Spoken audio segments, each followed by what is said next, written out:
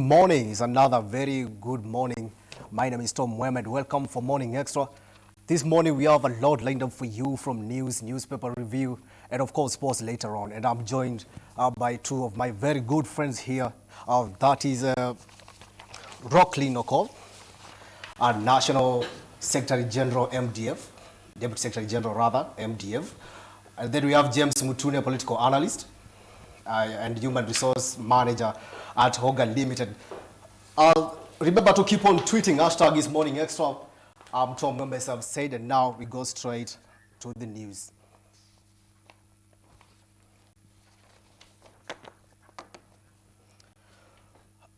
And on Sunday, President Uhuru Kenyatta expressed his displeasure with the ongoing 2022 Hali campaigns. In an outburst that happened at Kasarani Gymnasium, the president said that politicians should concentrate more on development and not politicking. Seems it was too early for that.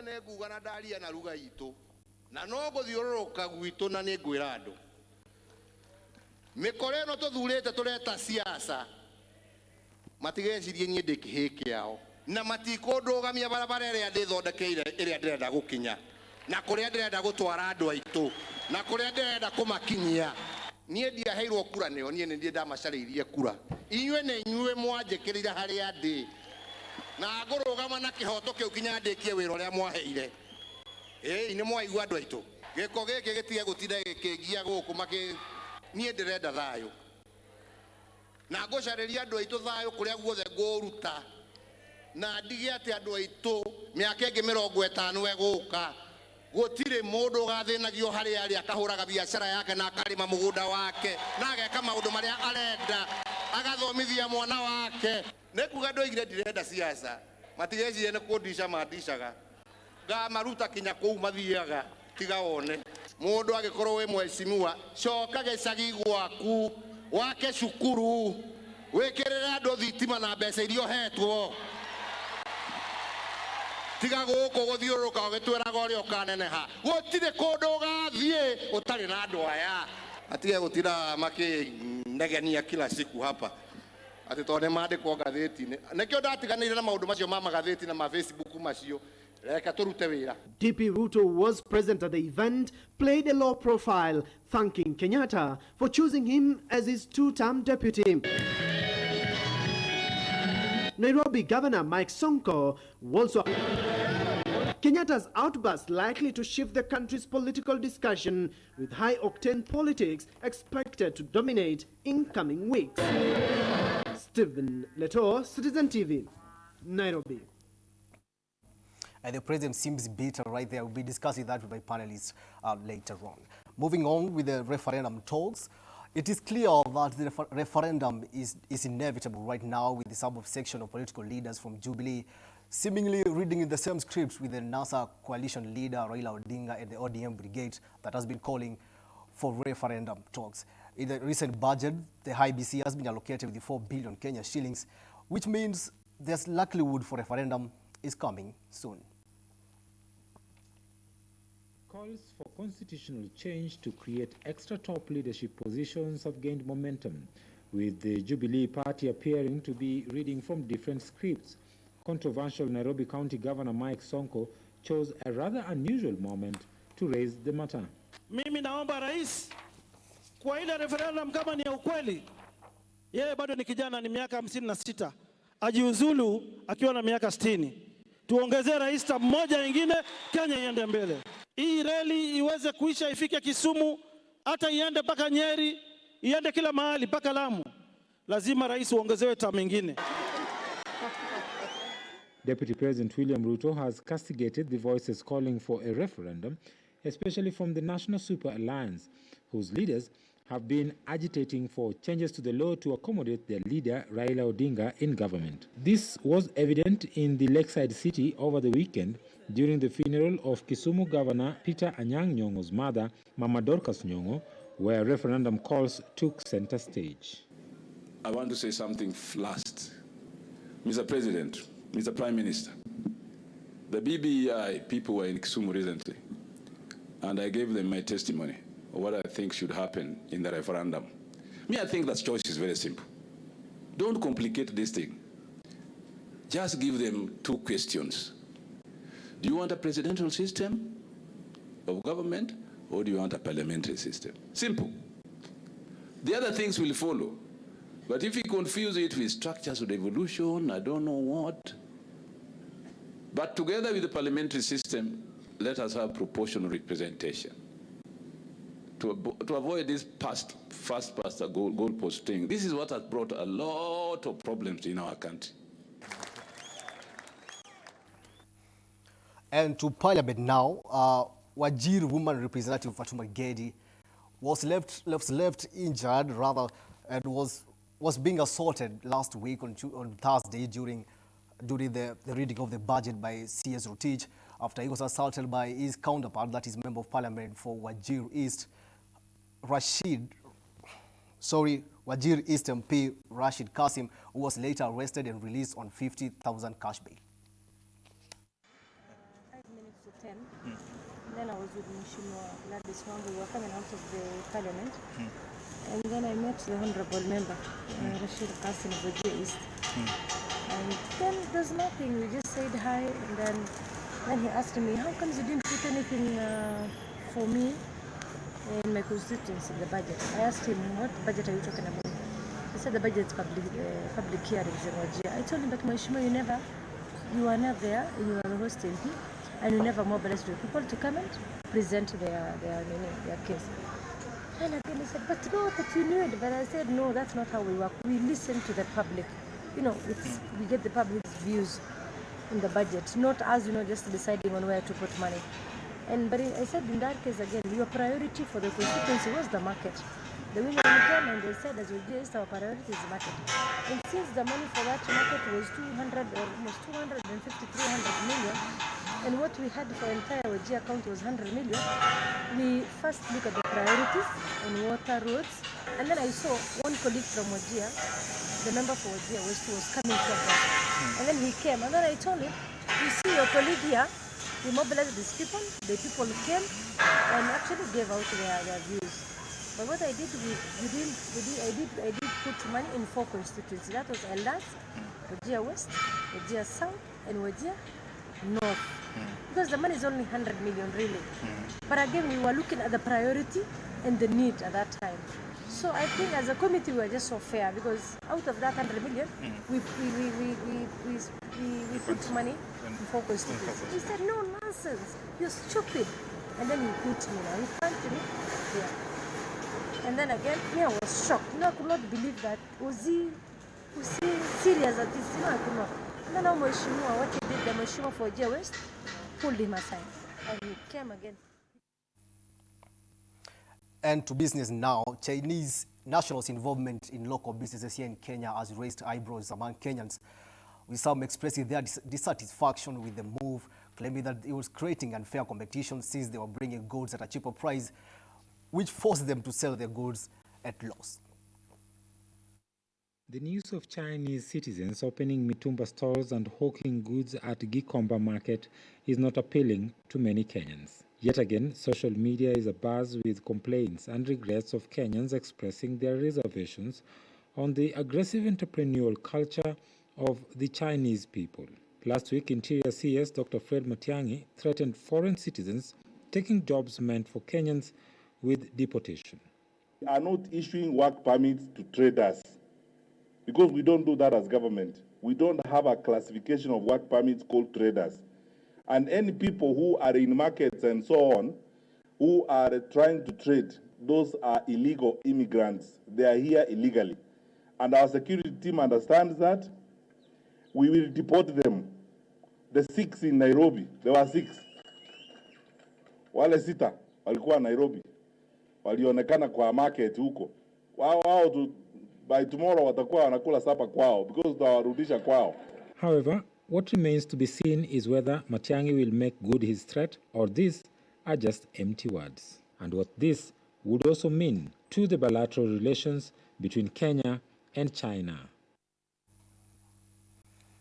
And the deadly Ebola disease seems to have struck Eastern African nations with southern Sudan, Uganda, and recently in Kericho, Kenya, where a patient was suspected to exhibit the disease symptoms. The country is currently on high alert, and health officials at Kericho County have assured Kenyans that that disease will not spread to other areas. And now they have confirmed that the woman was not really suffering from Ebola.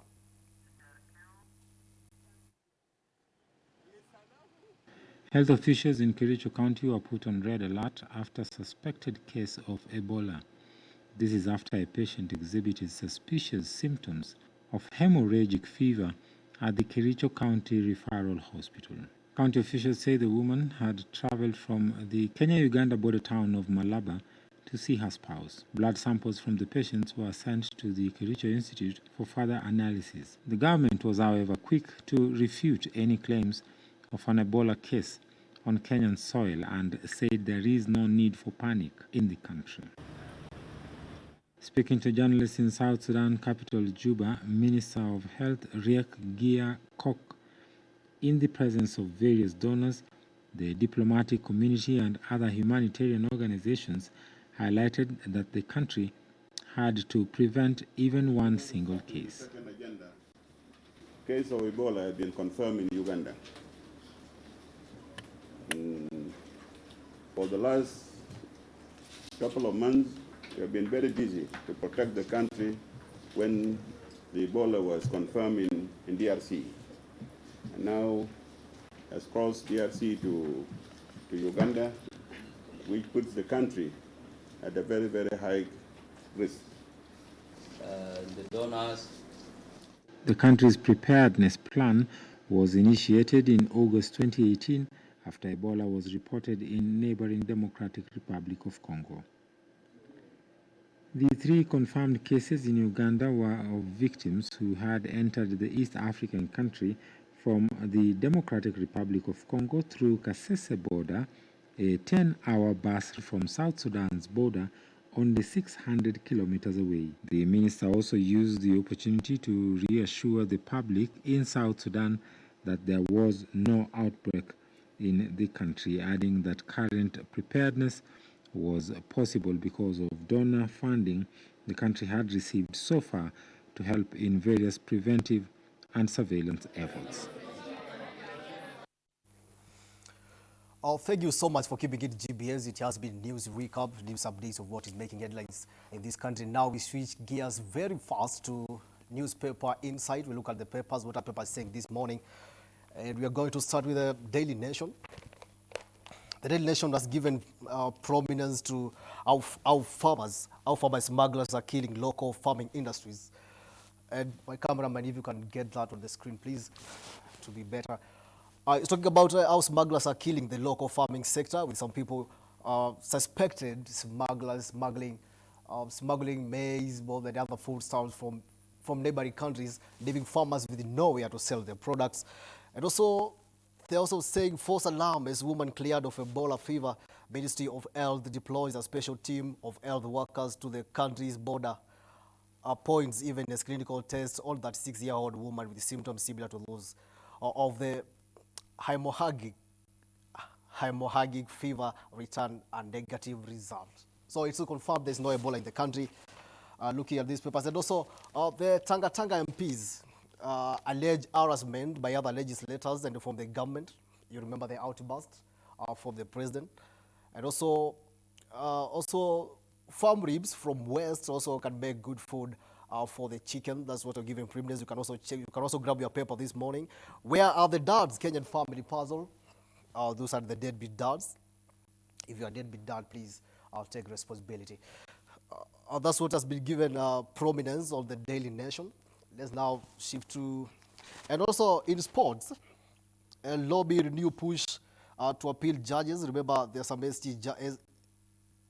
JSC judges regarding Tahir Mubarak that is going on. You can also read that.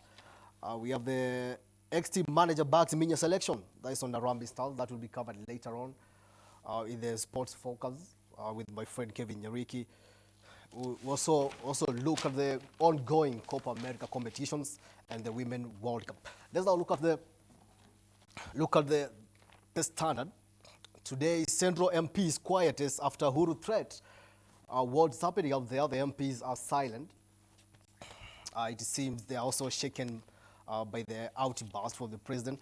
And then dramatic twist for twins in DNS saga that was in Kakamega, a suspected swap of kids at their birth stage. That is, it has been confirmed right now that Melon and Sharon are identical twins from the samples taken by the experts. I also say land team in trouble for 8 million service fee that is being charged for land vendors and also the real estate market players. Arambe aims for the Stars in Africa Cup of Nations that is starting this Friday. Also, the story continues on page 3 about the twins. And also, if you want to read more about the results of the president outburst, and also the sports. The sport is also giving privilege to the Tunisian national team. Brazilian Neymar told to shape up or ship out. Uruguay ready to fight for Copa America. Those are some of the stories that you can read on the Standard. You can grab your copy. Let's now look at the Star. At the Star this morning, don't tear us apart, twins urge parents. The Kakamega twins, after they were confirmed that Sharon and Melon were identical twins who were switched during birth. Tangatanga MPs there, Uhuru Kenyatta, after the outburst. Some MPs are expressing their displeasure with the Uhuru Kenyatta's outburst on Sunday, claiming they are being intimidated to support the president instead of given the freedom of expression. The government assures Kenyans there is no Ebola. Another story given also prominence here, on the Star this morning. At back page, there's a story of the Olympic champion, that is Kirwa, who has been banned for 9 months. You can also read that on the Star. And let's look at what Taifa Leo. Hofu ya Ebola yazuka nchini. Hii ni baada ya zile habari kwa kuna mwaka mmoja aliyepatikana na the symptoms, that is the word has just wrapped. I don't know where it has gone. And also rekodi muhimu kuhusu pacha wa Kakamega za kosekana hospitalini. Remember the hospital at the Kakamega Referral Hospital where the twins were born. I say that they don't have the records. So it will be hard to sue. But the parents have assured that they are not going to sue the hospital. They are just going to embrace one of their own. Uhuru akemewa na kwa kutumia matusi katika hafla ya kidini. Hii ni ile hafla iliyokuwa ya dini ya wale dini ya Kikorino ile pale Kasarani, ambapo Uhuru Kenyatta aliweza basi kufokea wanasiasa ambao wameanza siasa za mwaka 2022 mapema, akielezea kwamba ni mapema mno kuanza siasa. Neymar awekwa sokoni, nani atamnasa? Habari hizi utaweza kuzipata katika kipindi chetu ambacho kinakuja hapo baadaye na Kevin Nyariki. Kieleweke yadai Rais alimgonga Ruto hadharani. This in relation to the outburst. Ile rais aliweza kuwafukia wanasiasa, wanasema kuwa wabunge wa ile vuguvugu la kieleweke wanasema madai rais alikuwa anamlenga naibu wake William Ruto ambaye amekuwa akiendeleza kampeni za mapema. Na pia kwenye ukurasa wa mwisho, PSG wako tayari kutupa Neymar sokoni. Ni nani atakayemnunua Suarez? Awatambisha Uruguay dhidi ya Ecuador kwenye Copa. Those are some of the stories that you'll be getting from your dailies this morning. You can also grab your copy and also enjoy the stories. My parents, thank you so much for joining us this morning. You have seen the papers. Mostly, what do you have to say about the Ebola case? You know, it has scared so many people in the country. Rockley, let's start with you. First of all, what is MDF? MDF is a mass movement, a leftist movement that believes in the people. We seek to talk about issues affecting the common Wanjiku And we formed last year, launched last year in November. MDF is made up of mostly youths, and we believe that youths have been neglected or left out in the general question of leadership, general question of social welfare affecting the people. So we decided to form MDF so that we can address the issue of leadership, the issue of even education. We want to redefine issues and concepts. Okay, so you are out there to country. defend the youth. Yeah. All right. And James, good morning. Morning, sir. I know it's a very cold morning. Don't have a jacket, I don't know. I understand. Anyway, what do you make of the stories back here, like especially the Ebola story? Thank you for having me in the show. I sincerely appreciate you for that. Secondly, the Ebola case and the outbreak in DRC. In DRC, there are more than 1,500 people who have died because of the Ebola case. In Uganda, there are more than 4 people who have died because of the Ebola case. We have a reported case in Kericho, and the government has refuted the claims. The government has said that the test was negative. So we have no much to worry about, but still we need to be alert because of the Ebola case. It's very contagious, it's a very bad disease. We have to be on the toes every time. Okay, and everybody, if you suspect of any symptoms, you rush to the hospital. Yes, sure. And as early as possible before the situation gets worse. Okay, Rocky. Yes. What do you make of this dramatic twist for twins saga? It has now been confirmed that they are twins. Is it that we are too careless, or is it just a matter of incompetency, or is it just an accident? What do you make of it? I mean, the twin saga has really surprised so many people, because you find that such a case happening in a country that believes in, let me talk of family values, a country that talks about family cohesion. So this twin saga has really also found me, let me say it has pushed me to some dilemma, because it has really surprised people, even for me. And you might have been swapped also. Sure. Yeah, I'm really surprised, because at home I also have twins. I'm just imagining how they were swapped, and now that family, let me talk of the motherly love. The other twin was swapped, and maybe the mother was he missed the motherly love from her childhood, and it really presents a case whereby children are actually should get this motherly love from the word go, from their tender age. Yeah, tender age.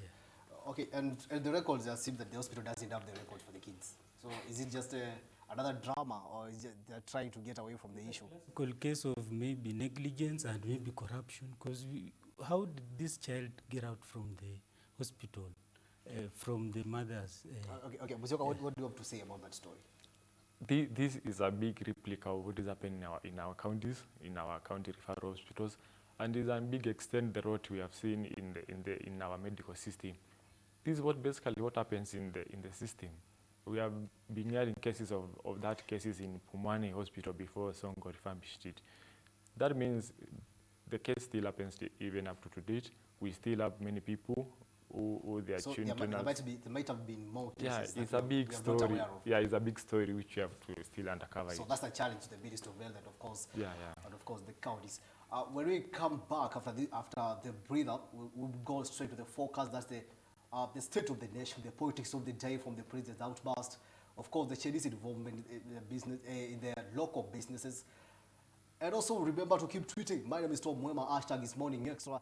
Go on Twitter, keep tweeting. Send your comments. I'll send you a request also. Send your opinion about what we are discussing today, the state of the nation, the politics of the day that are going on in this country. Is it too early for politics? Or the politicians are just right because it's their job to politic? Right now, let's take a breather. Don't go too far.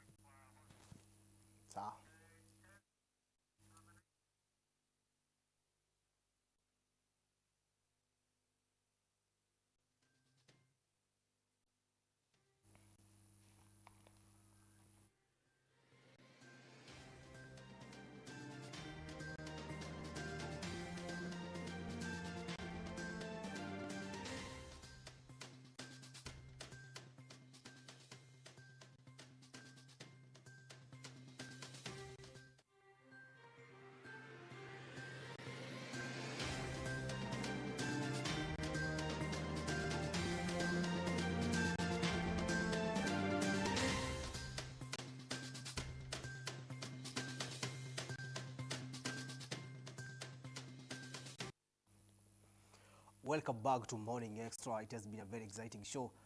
And now we are shifting gears to analysis of the state of the nation. And currently, Ebola is the big story in this country. Are we really safe, or are we supposed to take personal initiative to ensure that we are safe from this deadly disease? Remember, Ebola kills in less than 24 hours, so we need to be on high alert. But first of all, send your views on Twitter. That is hashtag GBS Morning Extra. You can also follow me you can also tag me on your tweets at Tom Mwema, and let's this conversation going online. Remember, we're also live on YouTube. If you have a friend who needs to watch this show and is not close to the TV, just subscribe to the GBS TV Kenya channel at YouTube, then watch us live there. Gentlemen, we are back again, and thank you so much, Ron Clifford Cole, the National Deputy Secretary General, MDF. Yes. That's Movement for Advancement of Democracy. Thank you for being with us. Thank you so much, James Mutune, political analyst and also a human resource manager at August Limited. Am I right? Is this August? Yes, sure, you're right. Yeah. Okay, thank you so much. Okay, now we continue with this Ebola story. Ebola has killed so many people in Congo, and it's actually a disaster in that country. Are we seeing a possible scenario where we might find ourselves there as a country? Thank you. We might find ourselves back in the system, back in the days. Look at what is happening in DRC Congo. More than 1,500 people have died. The case has gone to Uganda. Now we are speaking on Kenya.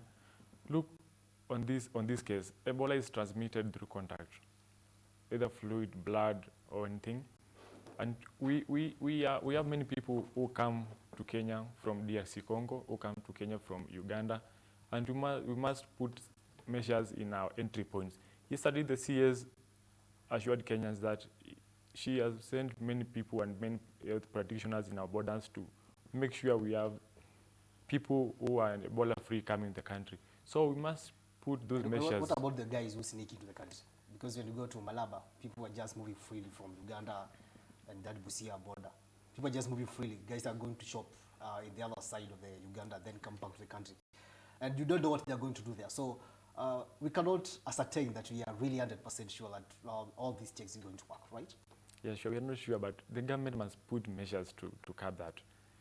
I've been in the border many times, yeah, and you have to pass through the rigorous test to make sure you are Ebola safe. My word comes with guys who, like the refugees, who use Spaniard routes to enter into Kenya. That's my biggest worry. There are still many of them. Okay, Rocky. Yes. What do you make of this story? Can we really trust the guys? Because that woman, the very woman, is said to come from Uganda. He passed through the Malaba border, of which we assume there are checks there. But the case was realized when she was at Kericho. You know, the case of Ebola is a very different one.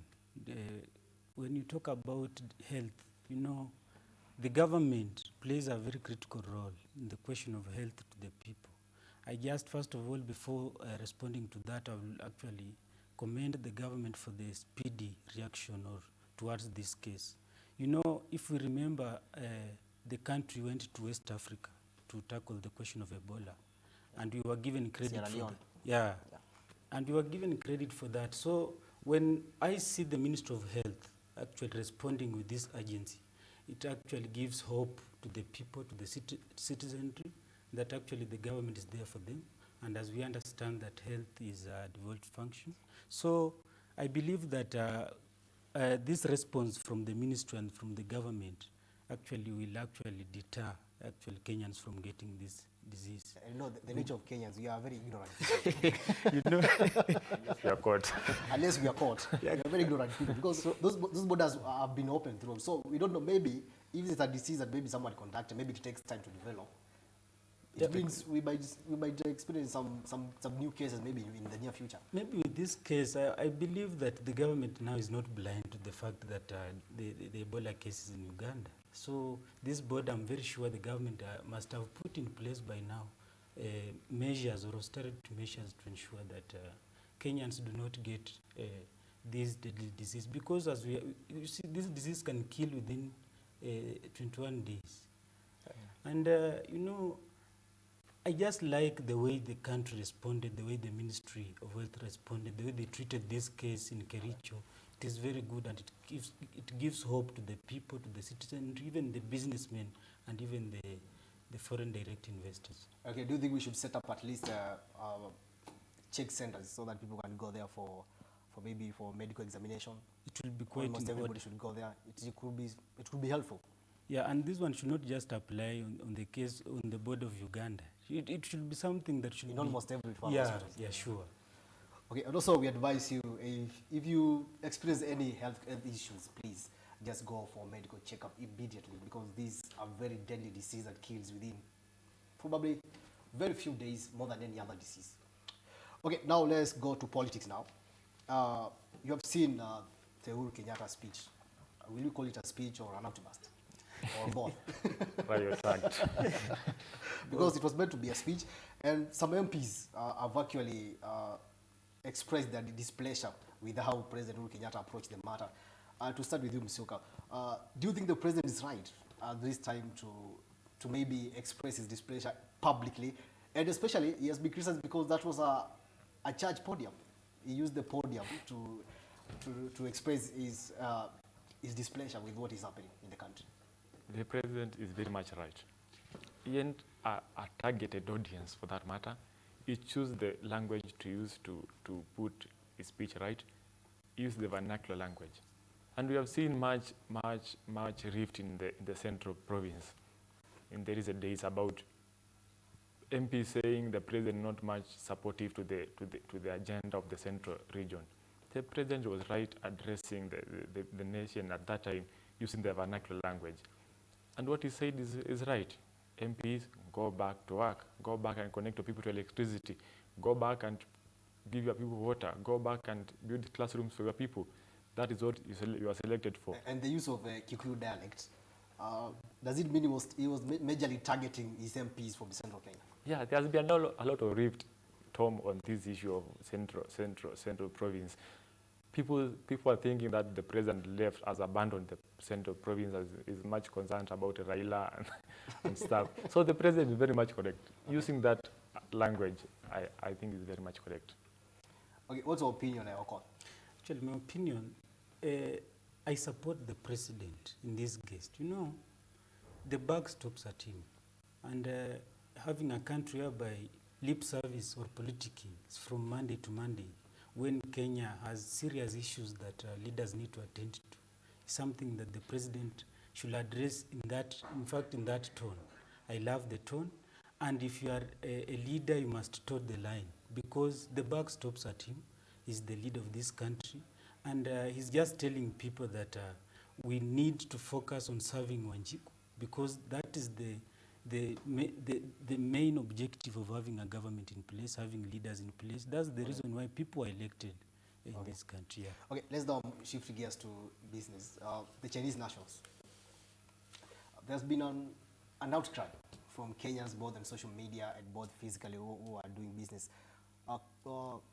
They're crying of the unfair business environment, especially from the Chinese nationals, who actually they came here to bid to participate in building of the SGR and some major projects that they're undertaking, but now they have ventured into small-scale businesses. Musyoka, what's your take on that? Is it time that we deport these guys, as Matiang'i said? The Chinese people came with a lot of promise and a lot of goodies. Look at what is happening in our markets, especially in Gikomba. The Chinese people are doing very small-scale businesses, of which is not in their visa. It's not in their visa. So we need to protect the small-scale businesses. We need to make sure they have the necessary funds, they have necessary capacity to conduct their business. No, Chinese goods are very cheap. That's what they are doing. They bring very cheap products. They for seem market. to understand the art of the Kenyan market. Yeah. They like cheap things, that is. They like cheap, of course, Kenyans like cheap things. So the Chinese and capitalists on that, actually. Yeah, there are very many go-downs for Chinese along Mombasa Road, doing very major investments in our local and cheap products. Let's not go to court. Okon, it started with you guys from the lakeside. You started complaining of the fishes, the fish from China, which is actually very cheap compared to your fish. What makes your fish so expensive? You know, it is not that our fish is expensive. It is just because we believe in quality. You know, as a country, you cannot give priority to a foreigner over a local. You must put in place austerity measures because China is a developed country. You know, the industries in China are developed. We cannot compete at the same level with these guys. Their production, their production level is very different compared to Kenyans.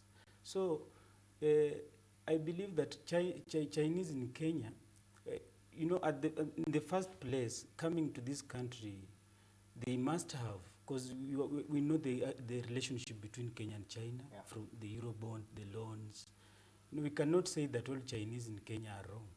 Because and that goes to our immigration legislations. Yeah, because does it mean that we are too loose, that any foreigner can come here and do anything and we don't care? Some Chinese are here, but they should not be allowed. It stops at the law. Because some Chinese are here legally, but others are here illegally and doing business illegally. So the government, actually, I like what Matiang'i is doing. If you are here illegally, you must be deported. Because we are protecting the local business. We are running out of time. Let's now talk about the women assault, the women leaders assault. We started with the Shebesh story with Kidero. You remember the Kidero slap? And then we came to Pasaris and Sonko. And now Fatuma Gedi. Soka, is it that our women are too wrong, that they need to be reminded that this is your place? With probably some using some I don't want to call them weird. Let's just call them weird. Some weird measure like slapping, or maybe asserting them for them to understand that's their place. Or is it that our leaders are not mature enough to embrace and also understand the opinions of the women? Let's start with you, Mr. Oka. I think women are not wrong on that. We as a country have to support the women. One day when the former U.S. President Barack Obama came to Kenya, he was addressing a youth in Kasarani. He said a country which does not support women or the youth in leadership is doomed to fail. So I don't think whether our women are wrong. Is us men who are usually doing very bad things. We need to understand them. Yeah, we need to understand them. We need to support them. But some characters like Emilio Diambo are really hard to control. Very hard. But what is political tolerance? Okay. Yeah. So we need to understand them. We need to understand, yeah. Okay. Okod, what's your take on that? My take is that I condemn such acts against women. You know, that's violence against women. And you see, I stand for, you know, a society that is androgynous, a society that incorporates all men and women in the system, a society that accepts the presence of women even in the positions of leadership. That's such a society is the only society that is destined to prosper. You know, it is very barbaric to start fighting women, especially leaders. And it is a culture that this country has, you know, we have a culture. You see the people killing ladies, their girlfriends, you see. This is a classical case of gender-based violence against women, and it is very bad. I think we have a problem with the boy child. Yeah, we have a problem, actually. It should be condemned. Because you know, there's been a lot of debate about we have empowered the women, but it seems like the men are not ready for the empowered woman. Sure. That culture, you know, the boy child has always seen himself as superior over the women. So we don't like so seeing a lady or a woman being empowered to him is bad news. So we just condemn that. Ladies, you know, we respect, where I come from, we respect women so much. Women and elders. So whatever they say should be law. To respect, seeing somebody actually. But it also goes down to our cultures. Yeah, some cultures which don't recognize women. Yeah, some cultures, but those cultures can only be termed as barbaric. Cannot beat women. Okay. Some will argue that Mwachamila ni mtumwa. So anyway, let's now talk about something else that started this week. There was the endorsement called by the MP, the minority leader in Parliament, that is John Badi. He said that the president should endorse someone who will continue with the fight against corruption. But some leaders seem that he was coercing the president maybe to endorse former Premier Raila Odinga. Do you think really Badi meant that Raila Odinga should be should be endorsed by the president, or it was just overreading of what he said? Mr. I think it's something behind the audience, people minds. That was their thinking. But the question should not be on endorsement. The question should be on what Kenyans choose. It's our democratic right to choose for any candidate we wish. Nobody should have the power or the authority to make a decision for us. Okay. We should choose for ourselves. According to the use of the very opinion of mtu wa baba. You know, for me, I'm sio mtu wa baba. I don't support any person. Let me say I don't support any. For now. Yeah, for now, because as MDF we believe the person who will actually help us move forward. We have not seen him for now. And are you in negotiations or something? the call of Mbadi to support Raila, for Uhuru to endorse Raila, actually, this is not the right time. You know, they are actually pointing fingers at Tangatanga for politicking. When what they are playing, they are actually showing the card of real politic. They are actually showing the same card. There are some hidden cards. This one is actually, it should also be condemned in equal measure. Okay. Because it is really politic. They are jostling for power, just the way Tim Tangatanga is doing, just the way Kieleweke is doing. And they are not any different or any better from any of the two groups. But this Tangatanga and the Kieleweke team, yeah. It seems like Kieleweke is working hand in hand with the... Of course, and you know, it is really politic in play. Because all of these people, what they are aiming for is 2022 succession politics. That one must is it really too early for politics? It is too early. Because, you know, and that's why I said I support Mheshimiwa, the president. You know, people should toe the line. It is not time to politic. You know, why will you pay lip service to Wanjiku when Wanjiku is sleeping hungry, when some infrastructures are not done, we have stalled projects, we have money for development, but the money is not going for development, rather is paying for transports, going to rallies. What is that? You know, Wanjiku wants let's not talk about corruption because it's almost time. Mutsoka, is this country really serious about the war against corruption, or is it just the talk that has been going on? And the president has been bashed by many Kenyans because he keeps on talking about corruption, yet we're not seeing anything happen. If it happens, some guys are arrested on Friday, they are released on Monday. And we are not seeing any convictions. The ball has been, for time now, being pushed to the judiciary. Judiciary is being said to favor the suspect, the corruption case suspects. And also, the judiciary has also said there's no enough evidence to convict them. Is it that our corrupt leaders are too smart so that they don't leave evidence that they can be arrested with? Or is it that is it the lawlessness of this country? I think the president has been giving us empty promises on that. Too much promises on we shall not tolerate corruption, we shall not do this, we shall not do this. On the long end, nothing is happening. When the president, who once he gives direction, someone must follow them. We need to see EACC arresting people and charging them in court. We need to see DCI on the spot. But the president says his hands are tied. He can't act. Maybe on that end, his hand may be tied because his friends or people who are close to them are the one involved in corruption. Okay. You have been hearing stories about the DP involvement in corruption, of which cannot put it in measure. But the president is much very tight because some of his close friends are involved in corruption. Okay.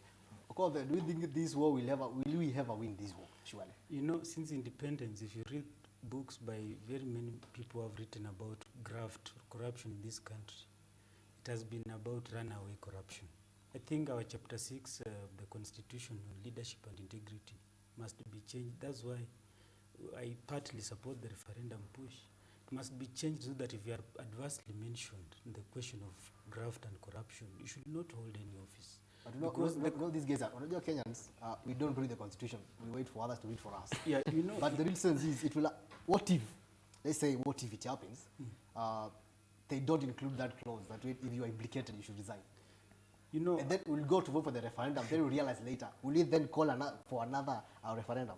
Is this referendum really for issue based? And also, have they listened to Wanjiku's issues? I have other issues about referendum. I hope we might talk about that. Yeah. But on corruption, actually our leaders are not appreciating the fact that this country has way so many problems, from debts, from unemployment, from poverty to handle.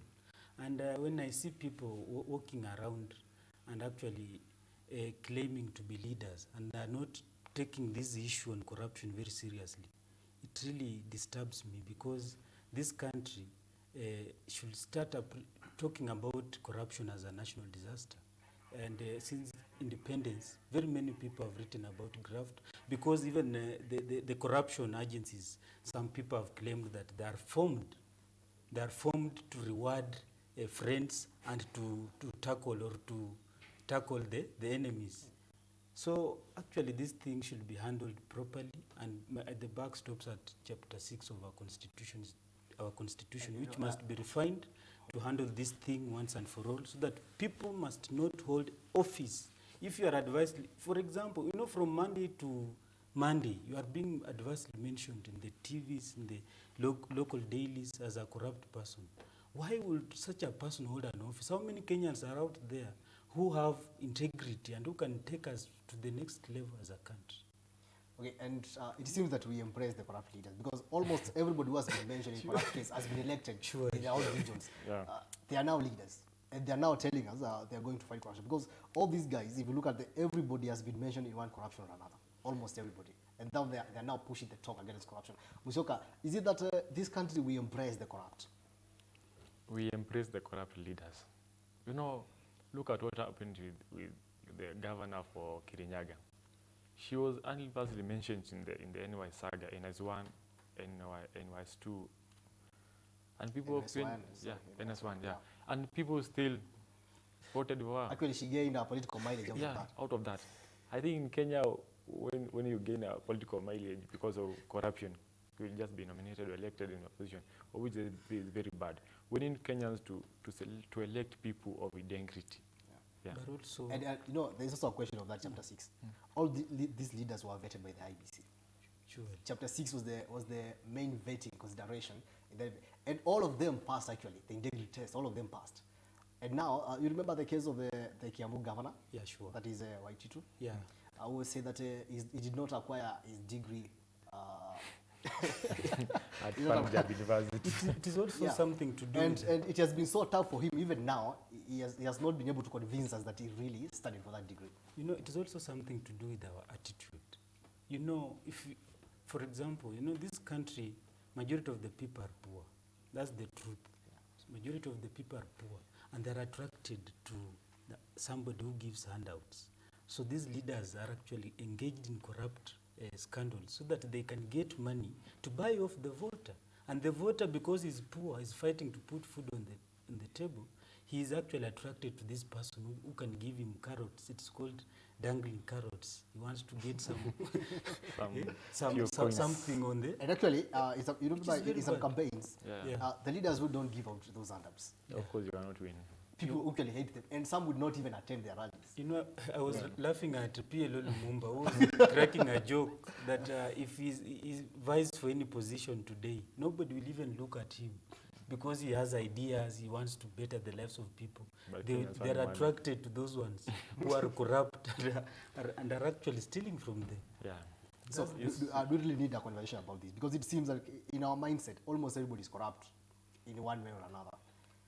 It seems that we hate the righteous, the good people in society. We don't like them. And actually, the good leaders are not voted in. Of course, good leaders. Kenyans need bad people, of course. Kenyans need people who can give money, people who can support them.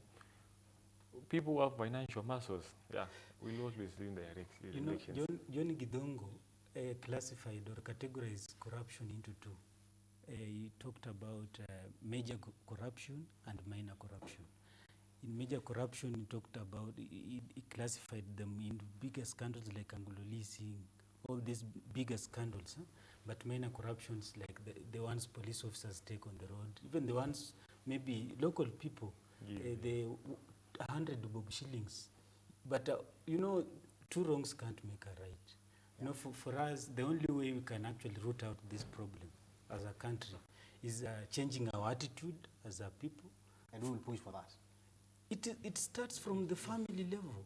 You know, when you tell your child that, Toto, go and bring this, nitakupatia this, you know, you are cultivating a culture of corruption in this child. Yeah. And when he grows up, or when she grows up, he or she will actually have that attitude that for me to do anything, I must be given something.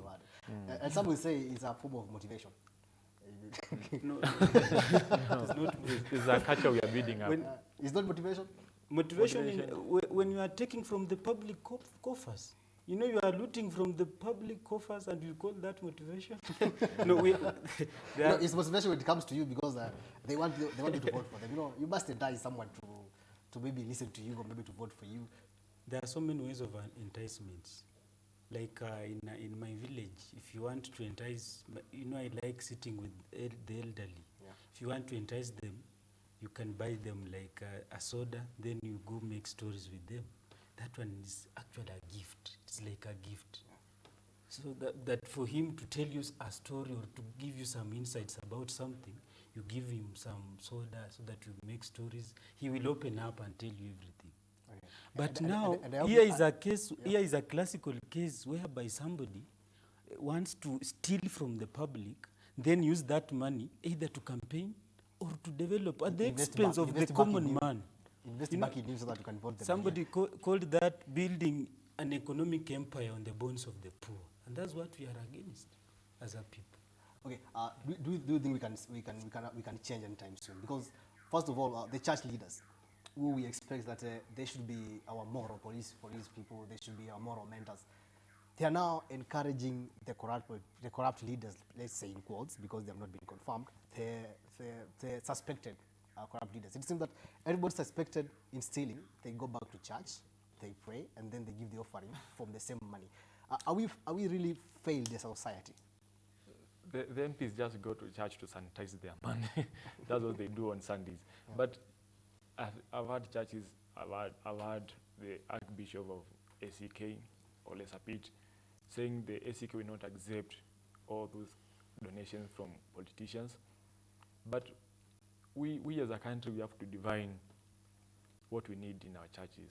Our leaders, our church leaders, our religious leaders need to come openly and condemn with strongest term possible the issue on corruption and all the proceeds from the corruption.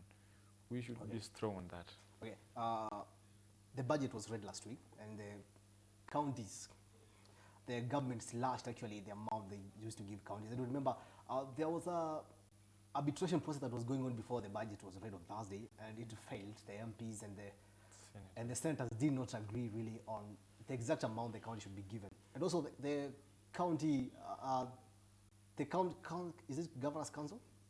The Council of Governors, that is. Yeah. Sorry for that. The chair, that is Wycliffe Oparaja, the Kakamega governor, say that the counties are going to resist. Actually, they are not going to spend any money until they are given the amount that they deserve. He claims that the national government has been reluctant and has been plotting to kill devolution over the years, and now it has gotten an opportunity to reduce their funding. Guys, why is the government really, let's say Parliament, why is Parliament furious of reducing the allocation to the counties, yet the counties are undertaking majority of the government functions? The devolved units have become a cash cow. Let's talk the truth. Let's look at what happening in the counties. We are every now and then about mega corruption scandals in the counties. What we did with the devolution, we just devolved corruption to the units, to the devolved units. The MPs think, and I may agree with them, that counties have a huge allocation to have in their banks, and they are not using it. So is the problem the money, or the problem is the leaders that they elected? Because it's the leaders who are supposed to plan for that money and make sure that they are used as per the county project. Because I believe that the county assemblies usually are planned for the budget. They set the budget, and I believe the allocations are. I believe the allocations are actually as per what the counties are projected. Yeah. You know, in 1997, when the IPPG deal came so that we have the referendum in 2005 and thereafter the new constitution, we were moving to a system of devolution.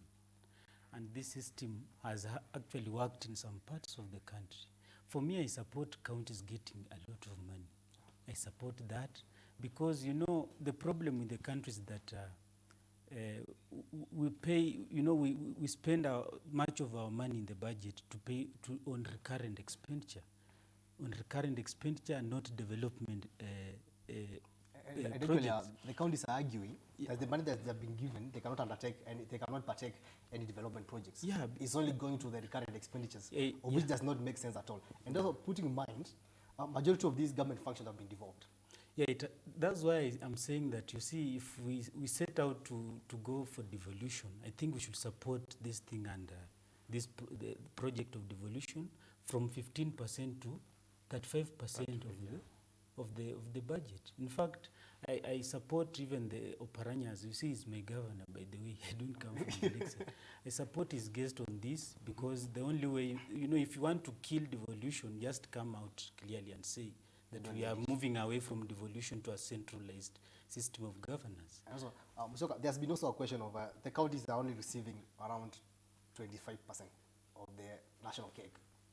No one is asking about what about the 75% of the national cake. No one is asking about that. We are only focused on the counties. 25%. Are we really misplacing our priorities? Because the MPs also get 100 million. Who audits those 100 million CDF funds? I think from what my colleague has said is that we should support devolution. I come from Machakos County. I've seen my governor, Dr. Advent, doing some great things. If we support the devolution, if we support the devolution in full, we shall see many roads being done. We shall see many water projects being done. Most of the units in the government were devolved, and we should support that. We should just encourage that. So we should be increasing the funds to the counties. Yeah, we should encourage and increase and also we should audit. Yeah. Also, that now links back to the issue of corruption. We are saying that the counties have become the money laundering dens. But where are the agencies that are supposed to fight corruption? I think if you're found culpable, or there should be measures that if a governor has misappropriated county funds, then he should be punished. It's not that we punish the local manager who is very innocent on this. You know, the other day I was looking at the case of Kidero in court, and I was just flashbacking how he was in office as a governor of Nairobi. You know, we should not fear people in leadership. You know, when you feel like a governor is corrupt, why not just do you know, the law is not for the poor or the common person alone. The law is for everybody.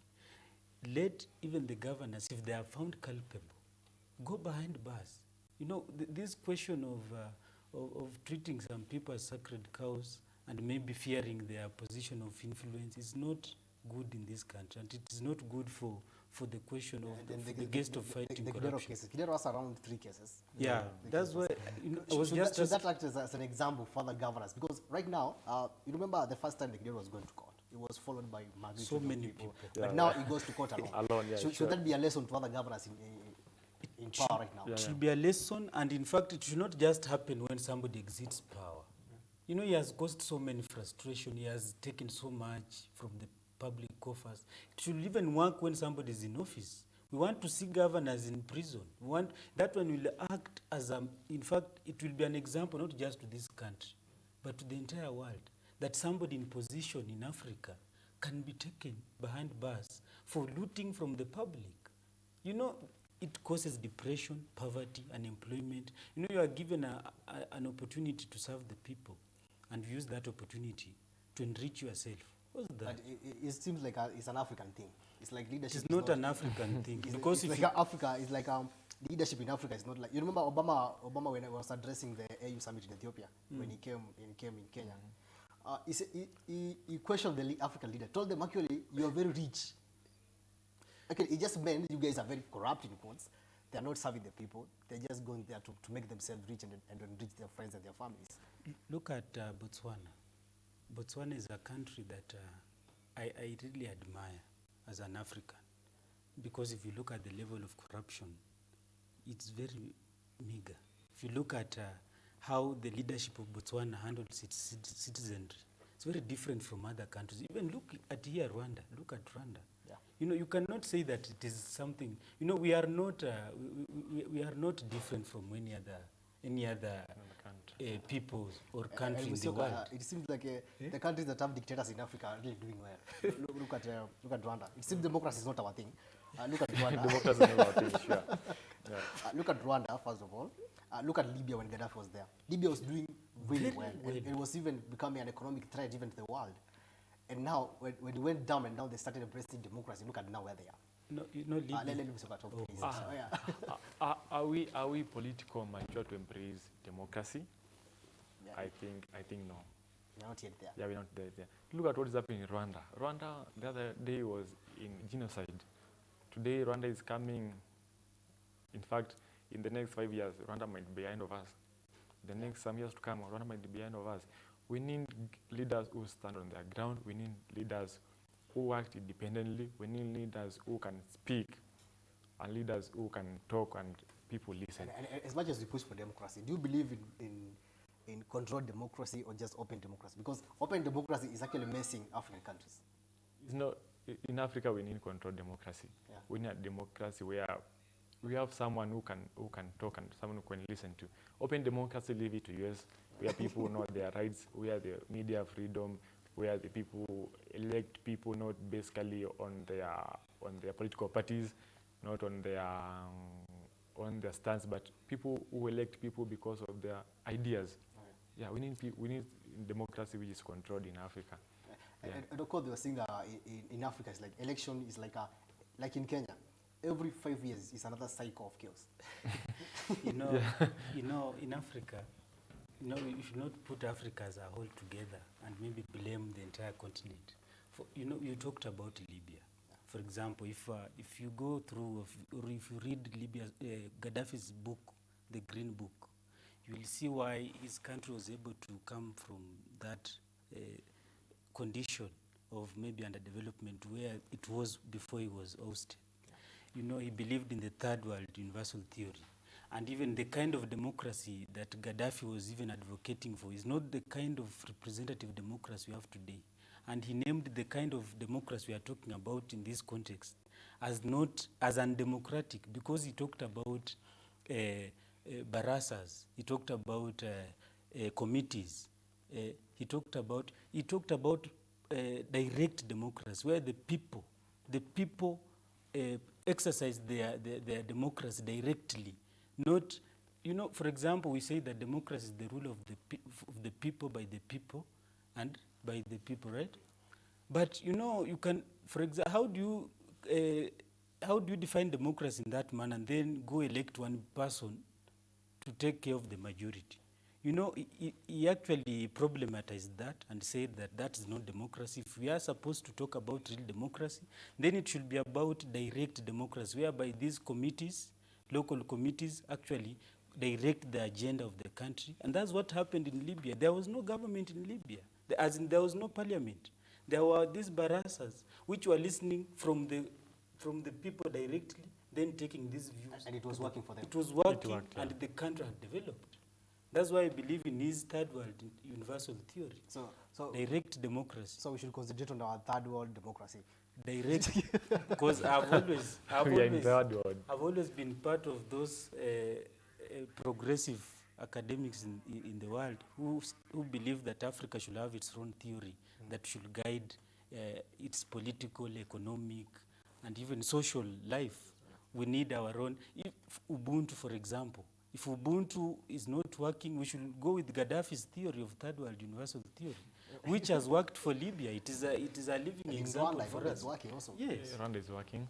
Okay, Musyoka, where did we go wrong really in these matters of democracy? Or is it that we misinterpret it, or we want to associate ourselves with people who are 400 years old? We talk about politically, economically, and also socially, and here we are only barely 50. We elected the wrong leaders. I think the late founding father, Mzee Jomo Kenyatta, after taking over the power from British, he had to do something. He had to change the narrative from that point. That's the point we missed. That's the point when we missed our political nature. Yeah. Look at what happened after he came from power. All the Adangonis and all the Rifts, Luo and Kikuyu started at that time. That's the time we missed the point. we as a country need to go back and sit down. Some are saying maybe Kibaki could have stayed longer. Sure. We could be in a better position. Yeah, Kibaki was in a better position. Okay. The 007 election violence missed it. Okay, we are now going to wrap up the show. Okay, but I'm giving you a final chance. What's your and tell us more about the MDF in like 30 seconds. You know, the MDF agenda, what are you pushing for, and what do you expect from you guys? Movement for Advancement of Democracy, to just correct what I had said earlier, it is not only about youths. MDF is about all Kenyans, but it's just that it was started by youths last year. So MDF looks forward to change the narrative of leadership. We want to also deconstruct or redefine concepts like development, redefine concepts like social welfare, because we believe that there is a void. There is a void in this country whereby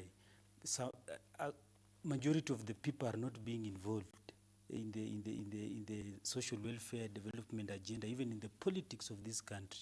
So we believe that we are going to change that narrative as a people, as a group, and because it is a mass movement, we have so many things we are pushing for.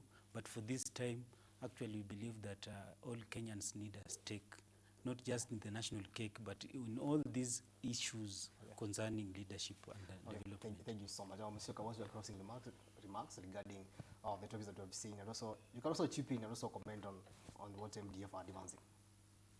And thank you for that. MDF is doing a good thing. We have to involve the youth in governance and democracy. We have to involve the youth in whatever we are doing. 90% of our youth unemployed, 90% of our youth not in parliament. We have to make sure we support the youth in everything they do. Okay. Also, on my closing remarks, I want to echo the president, especially telling the leaders to go back to work, to go back to what they were elected to do. Yeah. They have a lot of monies to support the people. Okay. Let them go back and do the work they were set to do. Okay, thank you so much, guys, for turning up. Thank you. Okay, thank you.